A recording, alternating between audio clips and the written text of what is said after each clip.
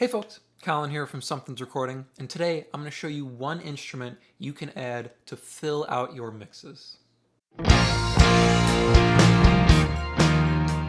We're doing a little production tip today here. We're going to talk about an instrument to fill out your mix, fill out your frequency range here. But before we dive in, if you are ready to go a little bit deeper into the mixing process in its entirety and really start to hone your workflow as an audio engineer, then I have just the thing for you. It is my 7-step mixing checklist, and it's just a simple PDF that will walk you through the entire mixing process step by step to help you get professional and radio-ready mixes without any more of the hassle and without any more of the guesswork. It is a completely free guide, and you can download it below using the link in the video description. Now let's jump in here and look at this instrument you can add. Let me start, of course, by playing you the mix here. I've got the vocal muted because this song hasn't quite been released yet, so we're keeping that from you there. But I'm going to hit play here, and you'll hear the little instrument that kind of comes in on the side. It's just an addition piece here to fill out the track and fill out the frequency range. So take a listen here. Here's our finished mix.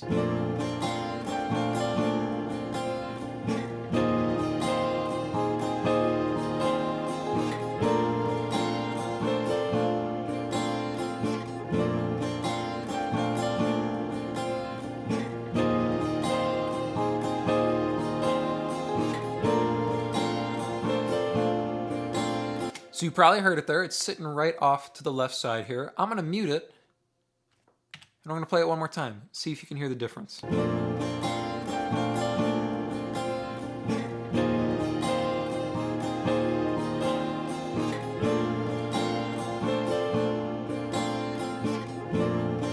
It's such a small part, and it's such like an afterthought add here in this kind of song and this kind of mix, but it makes such a huge difference. So listen one more time here. I'm going to add the xylophone back in. Take a listen to the same passage.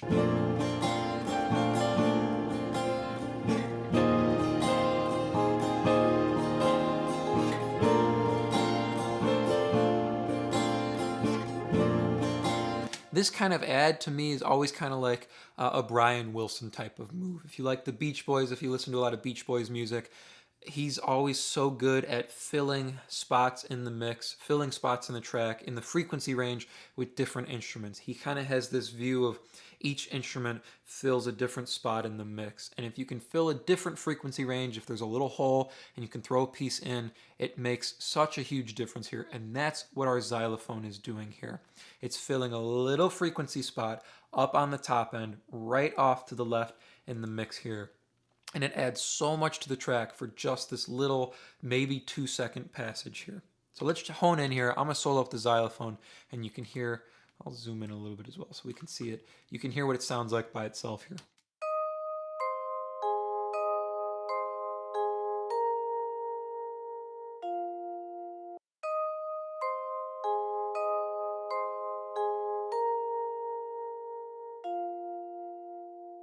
It's such a small part, just a few notes, and it's sitting down here at like negative 24 dB, but it still makes a huge impact on the mix. We're doing a couple things here with this track, but let me show you the EQ on it first here.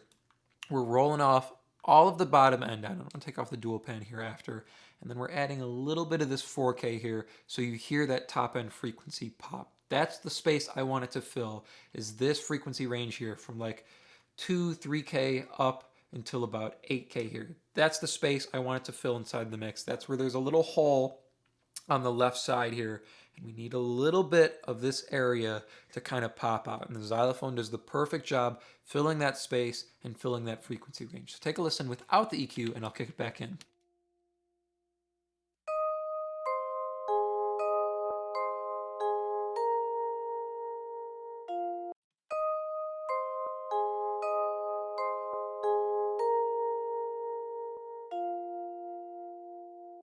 You can see we're shifting the frequency range around a little bit. I'm rolling off some of this lower end area, this low mid frequencies up to about 500 here. We're at 448 hertz with the high pass filter. So rolling off some of this lower end resonance here and trying to emphasize this 4K area where it's a little bit pokier. It jumps out. This is the area where you can slot it right in inside the mix. So that's our EQ here. And then the next thing we're doing is I'm shifting it from being right heavy to being left heavy here, and it complements the rest of our mix here. So take a listen one more time. We've got the dual pan in now.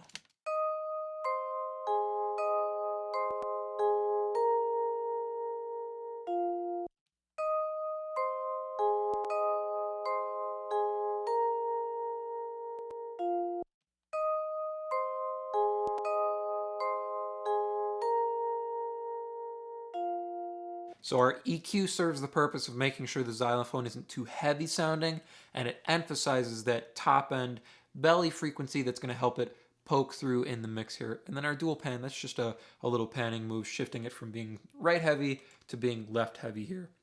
Now the reason I wanted it on the left side is because it balances out with the piano. So let me solo up just the piano here, and you can hear the piano's kind of doing the same move here.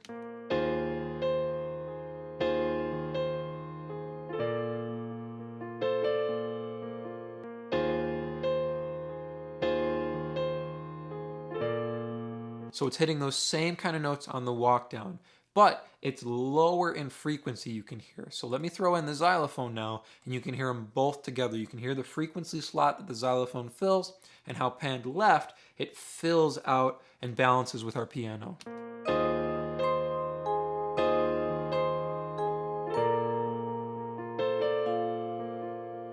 Let me actually flip to mono here and just play the piano for you. Without the xylophone, you really don't feel, or you really don't know that there's something missing. Once we throw in the xylophone and we slot into that high frequency spot that was empty, suddenly you realize how much is gone. So I'm going to play it without the xylophone. I'll click the xylophone in, and then one more time without, and you'll suddenly realize that there's a spot up there that's empty, that there's nothing in, and it needs something to fill out the track here. So here's just piano, then xylophone, and then just piano one more time.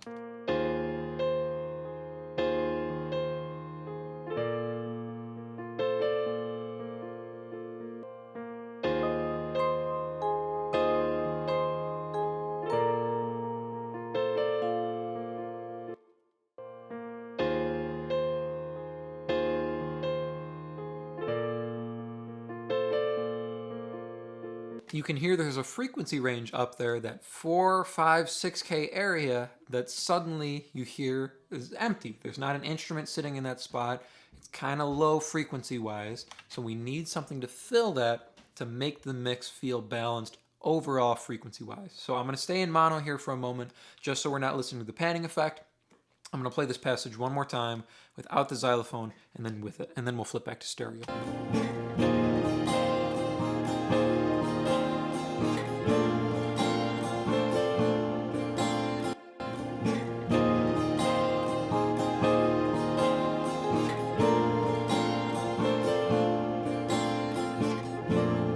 So it's slotting right in between the top end of our acoustic guitar and the mid-range, the high-mid area on our piano, right? Our piano has that 3K area on it, and that top end extends up to about 4K. There is where the high end on our piano is. And then our acoustic guitar is filling out that kind of 8K area where it has that high end on the strings. So we have this area in between where it's not being filled by an instrument. That's where our xylophone's coming into play here.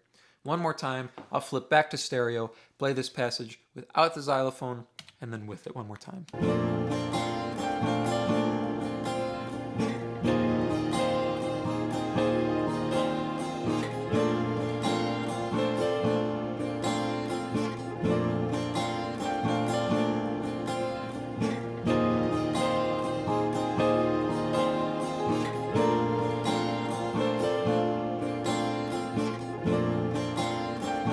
A little instrument like this goes a long way to fill out your mix, both frequency-wise as well as space-wise. You can hear there was that little spot on the left and that little spot up like 4, 5, 6K that needed something extra to make the mix feel full range.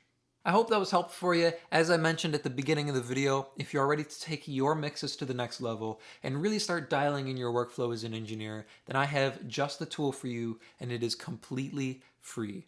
It is my 7-step mixing checklist, and you can download it below using the link in the video description to start creating more professional mixes in less time.